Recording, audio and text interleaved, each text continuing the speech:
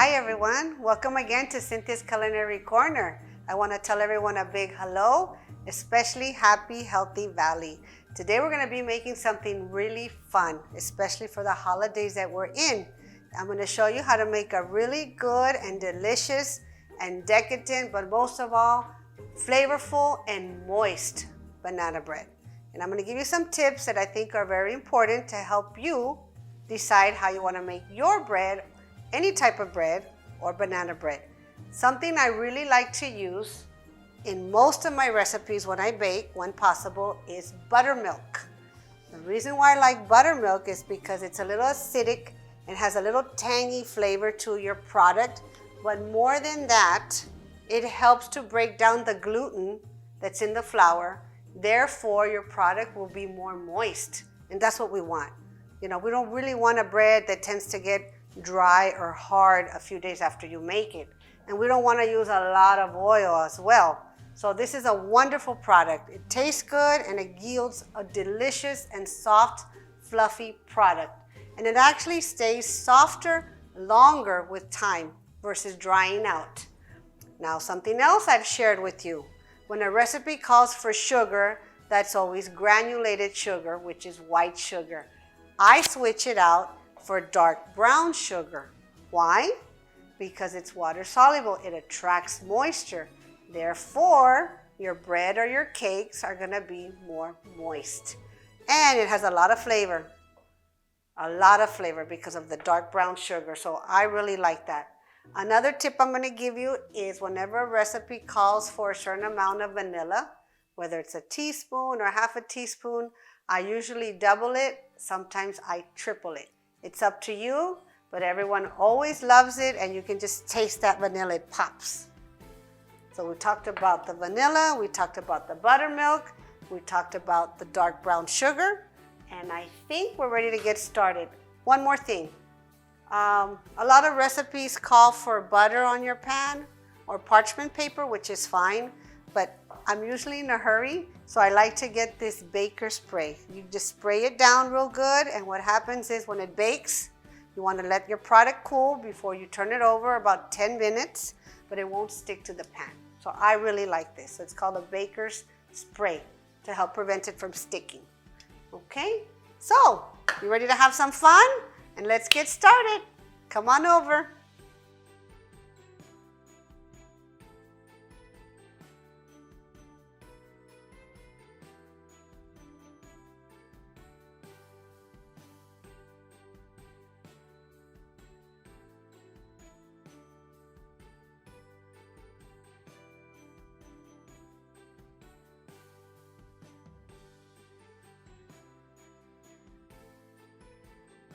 So now we made our wonderful, creamy, delicious batter that I want to show you. We don't want to overmix. We just mix everything like low for about 2 to 3 minutes as you're pouring everything in. Something else that I'm going to mention, sifting. Sifting is also very important. It's key to helping the flour to become more airy. Therefore, you're going to get an even lighter product as well, along with using buttermilk, and if you can, dark brown sugar. All these three elements involved will give you a smoother, a lighter, a more moist product, and that's what we want. Another thing, I doubled the recipe. I'm very efficient when I can be, so if I'm gonna make a recipe, why not double it? Especially during the holiday season, we can give them away. And they last very well in the freezer. What you want to do is let it cool after they come out, and then wrap it with saran wrap and foil. And you can put them in the freezer for a few weeks, and you can make them ahead of time, and they'll be ready to go when you're ready to give them away or share them with family and friends. So now what we're going to do is we're going to put them in the pan. And like I said, one of my tips is I add more vanilla. I also add more banana. This one recipe calls for 2 bananas. I put 4. Therefore, this one has 8 because I doubled it. Those are just tips that I have found out that have made my banana bread moisture and with more flavor. And when your bananas go dark and they ripen, don't throw them away. Put them in the freezer. they'll last a long time, months, and you can just use them as you want. But the longer they ripe, the sweeter it'll be, and it'll be easier to get even a more flavorful product. So now what we're gonna do is we're gonna get our baking spray and we're gonna spray this pan well. Okay, you wanna spray the bottom, you wanna coat it very well, the sides, all around. And normally, when you put a batter in a pan, it should be about halfway, with just a hair a little bit more than halfway, but halfway is a good rule of thumb because you want to give it room to rise. So just don't be afraid to put what you need inside.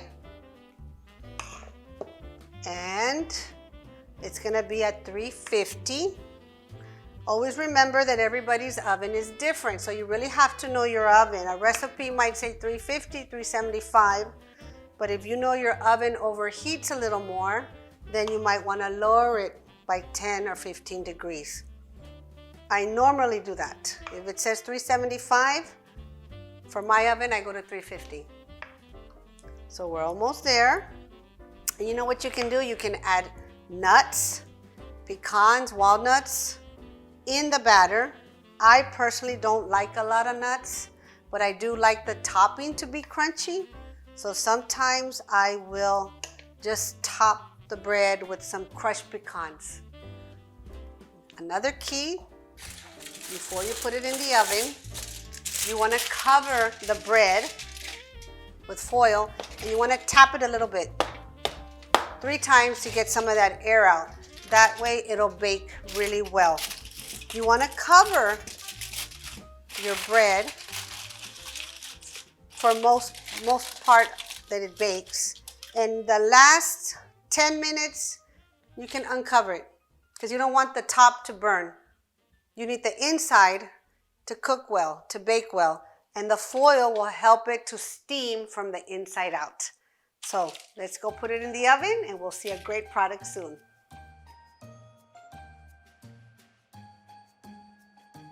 And here we go. We have our delicious, moist banana bread that just came out a little while ago. I let it cool and it's ready to be served. So just try to enjoy the holidays by making some breads at home with family or friends, and enjoy this delicious bread with coffee, tea, and something I personally really love to do. I like to have desserts with like a white wine. It just pairs perfectly. So happy holidays, and we have to end with a voila.